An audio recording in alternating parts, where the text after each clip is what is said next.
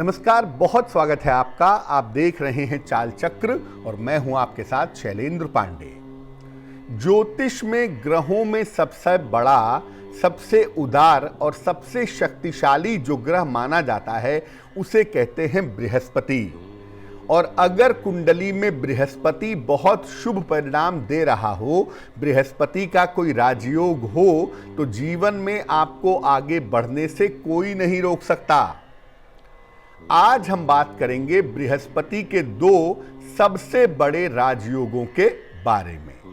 चाल चक्र में आज क्या खास है, चलिए बताते हैं आपको। चाल चक्र में आज बात करेंगे बृहस्पति के दो सबसे बड़े राजयोगों के बारे में। क्या आपकी कुंडली में ये राजयोग हैं, ये जानेंगे।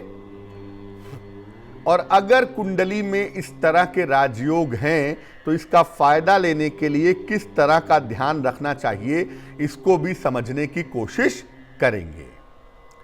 तो आज हम बात करेंगे बृहस्पति के राजयोगों के बारे में, इसकी ताकत को, इसकी शक्ति को पहचानेंगे और जानेंगे।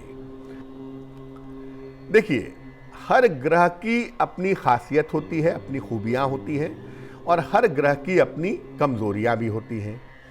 जब कोई शुभ ग्रह जैसे बृहस्पति है, शुक्र है, बुध है, चंद्र है, जब ये राजयोग देते हैं जिंदगी में, तो इनका राजयोग बड़ा प्रभावशाली होता है और व्यक्ति के जीवन में शुरुआत से ही उसके लक्षण दिखने शुरू हो जाते हैं। बृहस्पति का जो पहला राजयोग है वो है गजकेसरी योग। गजकेसरी योग क्या है? ज्योतिष का सबसे बड़ा और सबसे ज्यादा शुभ माने जाने वाला जो योग है उसे कहते हैं गजकेसरी योग। सबसे बड़ा योग है और सबसे ज्यादा शुभ भी है, सबसे ज्यादा महत्वपूर्ण भी है।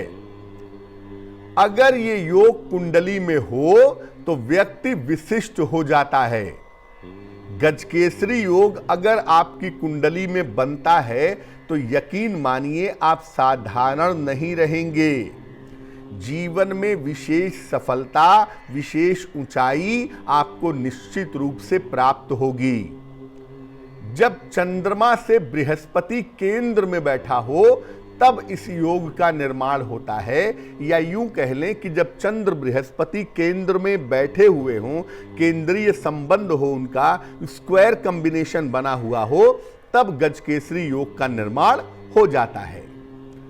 इस योग में अगर बृहस्पति कर्क राशि में हो, यानी बृहस्पति उच्च का हो, या चंद्रमा वृषभ राशि में हो, चंद्रमा उच्च का हो, तो ऐसा व्यक्ति इतिहास बना देता है।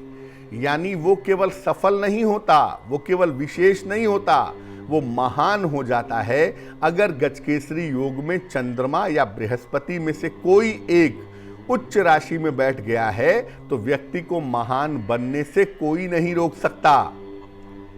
इस योग की सबसे महत्वपूर्ण बात यह है कि चंद्रमा या बृहस्पति अस्त नहीं होने चाहिए।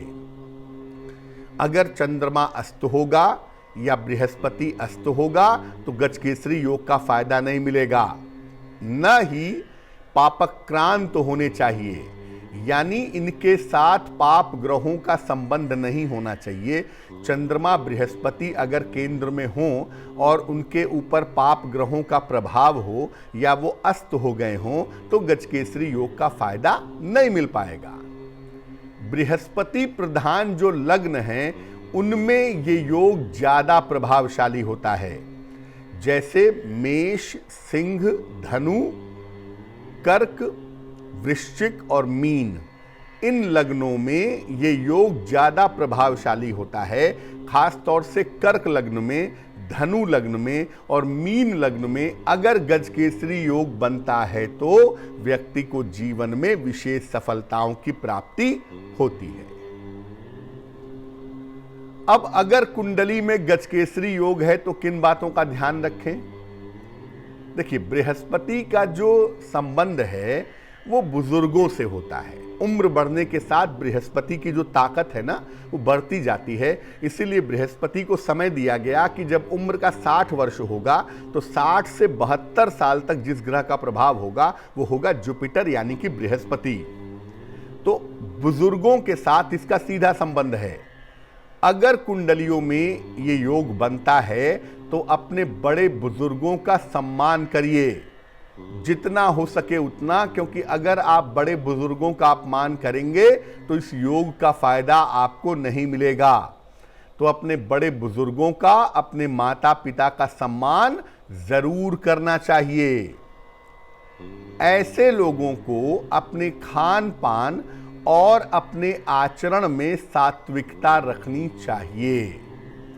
अगर कुंडली में गजकेसरी योग है, आप उल्टे सीधे काम करते हैं, झूठ बोलते हैं, दूसरों को परेशान करते हैं, आपका आचरण खराब है, आपका व्यवहार अच्छा नहीं है, तो गजकेसरी योग का फायदा आपको नहीं मिलेगा।